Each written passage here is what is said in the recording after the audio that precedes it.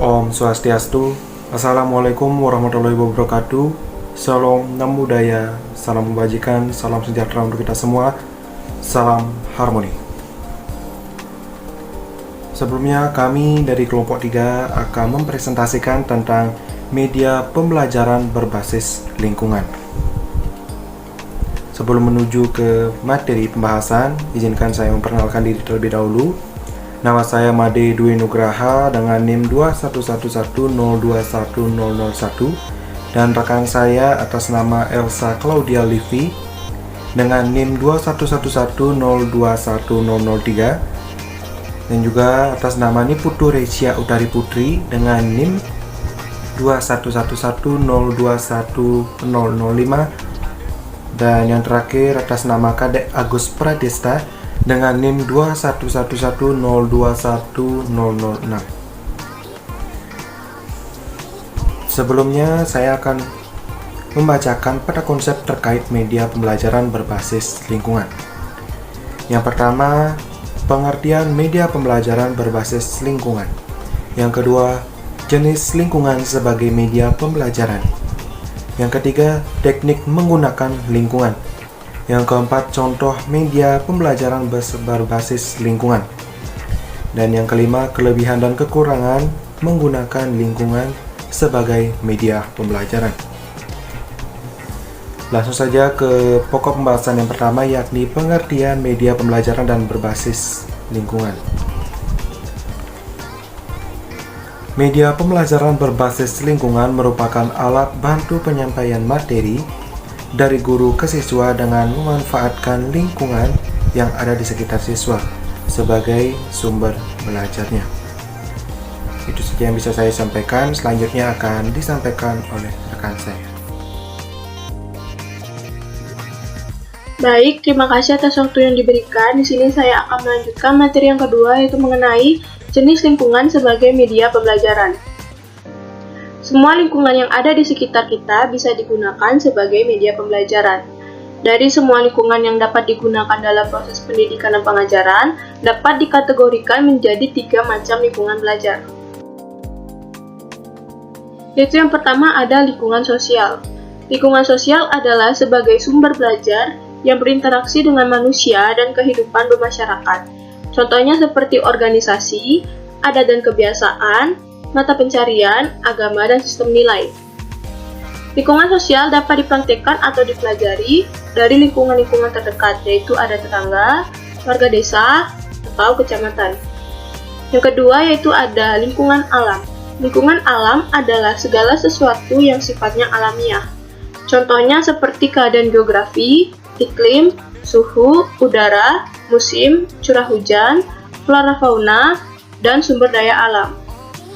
Lalu yang ketiga itu ada lingkungan buatan.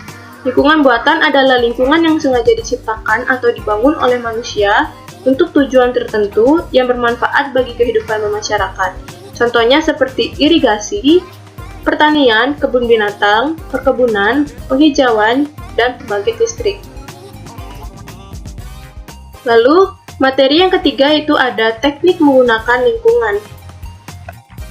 Teknik menggunakan lingkungan dibagi menjadi 6 teknik. Yang pertama yaitu ada survei. Kegiatan survei dapat dilakukan dengan mengunjungi lingkungan seperti masyarakat setempat untuk mempelajari proses sosial budaya, ekonomi, kependudukan, dan yang lainnya. Kegiatan belajar dilakukan melalui observasi, wawancara dengan beberapa pihak yang dipandang perlu, mempelajari data atau dokumen yang ada. Hasilnya akan dicatat dan dilaporkan di sekolah untuk dibahas secara bersama-sama dan disimpulkan oleh guru dan siswa untuk melengkapi bahan pengajaran. Pengajaran dapat dilakukan untuk kegiatan survei terutama bidang studi ilmu sosial dan kemasyarakatan seperti ekonomi, sejarah, kependudukan, hukum, sosiologi, antropologi, dan kesenian. Lalu yang kedua ada berkemah. Kemah membutuhkan waktu yang cukup, sebab siswa harus dapat menghayati bagaimana kehidupan alam seperti suhu, iklim, suasana, dan lain-lain. Kemah cocok untuk mempelajari ilmu pengetahuan alam, ekologi, biologi, kimia, dan fisika. Siswa dituntut merekam apa yang ia alami, rasakan, lihat, dan kerjakan selama kemah berlangsung. Hasilnya akan dibawa ke sekolah untuk dibahas dan dipelajari bersama-sama. Lalu yang ketiga ada karya wisata. Karya wisata adalah kunjungan siswa keluar kelas untuk mempelajari objek tertentu sebagai bagian integral dari kegiatan kurikuler di sekolah. Sebelum karya wisata dilakukan, sebaiknya direncanakan terlebih dahulu objek apa yang akan dipelajari dan cara mempelajarinya serta kapan sebaiknya dipelajari. Objek karya wisata harus relevan dengan bahan pengajaran. Misalnya, museum untuk pelajaran sejarah, kebun binatang untuk pelajaran biologi, taman mini untuk pelajaran ilmu bumi dan kebudayaan, peneropongan bintang untuk fisika dan astronomi. Karya wisata sebaiknya dilakukan pada akhir semester atau tengah semester dan dikaitkan dengan keperluan pengajaran dari berbagai bidang studi. Lalu yang keempat ada praktek lapangan. Praktek lapangan dilakukan oleh para siswa untuk memperoleh keterampilan dan kecakapan khusus. Misalnya, siswa SMK dikirim ke perusahaan maupun instansi yang sesuai dengan jurusan untuk mempelajari dan mempraktekkan alat berat, pembukuan, akuntansi, dan lain-lain. Dengan demikian, praktek lapangan berkenaan dengan keterampilan tertentu sehingga lebih tepat untuk sekolah-sekolah kejuruan. Lalu yang kelima ada mengundang narasumber. Jika cara sebelumnya kelas dibawa ke masyarakat, pada cara ini narasumber yang diundang ke sekolah untuk memberikan penjelasan mengenai keahliannya di hadapan para siswa. Misalnya mengundang penyuluh pertanian untuk menjelaskan cara bercocok tanam, dan lain-lain. Narasumber yang diundang harus relevan dengan kebutuhan belajar siswa. Lalu yang keenam, ada proyek pelayanan dan pengabdian pada masyarakat. Cara ini dilakukan apabila sekolah, guru dan siswa secara bersama-sama melakukan kegiatan dengan memberikan bantuan kepada masyarakat seperti pelayanan, penyuluhan, partisipasi dalam kegiatan masyarakat, dan kegiatan lain yang diperlukan. Proyek pelayanan pada masyarakat memberi manfaat yang baik bagi para siswa maupun bagi masyarakat. Sekian untuk materi 3 ini, materi selanjutnya akan dilanjutkan oleh rekan saya. Waktu dan tempat dipersilahkan. Baik, terima kasih atas waktu yang diberikan kepada saya. Di sini saya akan melanjutkan materi yaitu tentang contoh-contoh media pembelajaran berbasis lingkungan.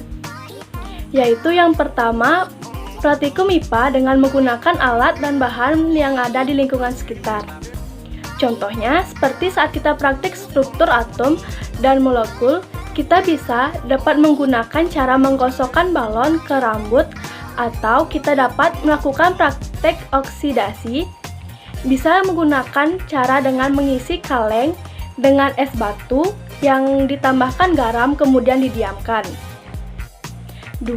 Praktik pengajaran dengan lingkungan sosial. Dengan praktik pengajaran penggunaan lingkungan sosial sebagai media dan sumber belajar, hendaknya kita mulai dari lingkungan paling dekat seperti keluarga, tetangga, warga, desa, kecamatan, maupun yang lainnya. Hal ini disesuaikan dengan kurikulum yang berlaku dan tingkat perkembangan anak didik. Melalui kegiatan belajar seperti ini, siswa dapat belajar lebih aktif dan lebih produktif, sebab mereka bergerak usahanya untuk memperoleh informasi sebanyak-banyaknya dari sumber yang nyata dan faktual. 3. Aspek-aspek lingkungan alam. Aspek-aspek lingkungan alam dapat dipelajari secara langsung oleh para siswa melalui cara-cara tertentu, seperti mengingat sifat-sifat gejala alam relatif tetap tidak seperti lingkungan sosial. Maka, siswa lebih mudah mempelajari dengan mengamati dan mencatat secara pasti. Dapat mengamati perubahan yang terjadi termasuk proses dan sebagainya. Gejala ini yang dapat dipelajari adalah kerusakan lingkungan, termasuk faktor penyebab seperti erosi, penggundulan hutan, pencemaran air, tanah, dan udara, dan lainnya. Dengan mempelajari lingkungan alam, diharapkan para siswa dapat lebih memahami materi pembelajaran di sekolah serta dapat menumbuhkan cinta alam, kesadaran dalam menjaga memelihara lingkungan. 4. Lingkungan buatan. Lingkungan buatan antara lain adalah irigasi atau pengairan, bendungan, pertambangan, perkebunan, kebun binatang, dan penghijauan, maupun pembangkit listrik tenaga air.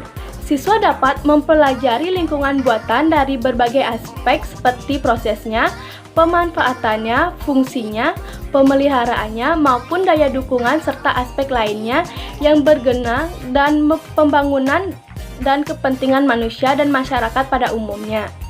Lingkungan buatan dapat dikaitkan dengan kepentingan berbagai bidang studi yang diberikan sekolah. Sekian materi yang dapat saya sampaikan. Selanjutnya materi akan disampaikan oleh rekan saya. Baik, saya akan melanjutkan materi yang kelima, kelebihan dan kekurangan menggunakan lingkungan sebagai media pembelajaran. Kelebihan yang pertama yaitu kegiatan belajar mengajar lebih menarik. Yang kedua, hakikat pembelajaran lebih bermakna. Yang ketiga, bahan pembelajaran dapat dipelajari siswa. Yang keempat, kegiatan belajar mengajar lebih aktif dan komprehensif. Yang kelima, menjadi lebih kaya akan sumber belajar. Dan yang keenam, dapat memahami aspek-aspek yang ada di lingkungan sekitar. Adapun kekurangannya, yang pertama yaitu terkesan main-main, yang kedua memakan waktu yang lama, yang ketiga sempitnya pandangan guru. Sekian video presentasi dari kelompok kami. Saya ucapkan terima kasih. Apabila ada salah kata, mohon maaf. Saya tutup dengan Paramo Santi. Om Santi Santi Santi Om. Wassalamualaikum warahmatullahi wabarakatuh. Salam sejahtera bagi kita semua. Salam harmoni.